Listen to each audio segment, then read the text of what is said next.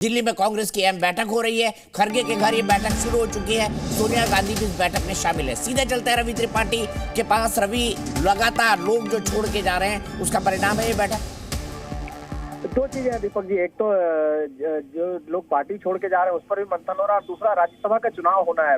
लगभग 56 सीटों पर चुनाव है और 15 तारीख नॉमिनेशन की आखिरी तारीख है। तो कांग्रेस पार्टी को यह भी डिसाइड करना है कि बाकी किन किन राज्यों में किनको उम्मीदवार बनाया जाए।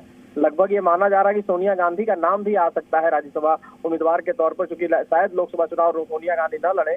अब सोनिया गांधी कहां से उम्मीदवार बन के आती हैं, महाराष्ट्र, राजस्थान से आती हैं, तेलंगाना से आती हैं या फिर हिमाचल से आती हैं, ये भी चर्चा का विषय है। और साथ साथ जिस तरह से महाराष्ट्र में अब अशोक चौहान छोड़ के गए हैं, एक राज्यसभा की सीट फंस सकती है, क्योंकि 44 के आसपास विधायक है कांग्रेस के पास, उसमें एक राज्यसभा सीट उनकी बनती है। लेकिन अगर 10 से 12 जो चर्चा हो रही है कि अशोक चौहान के साथ विधायक जा सकते हैं, तो ऐसी स्थिति में वहां की सीट फंस सकती है।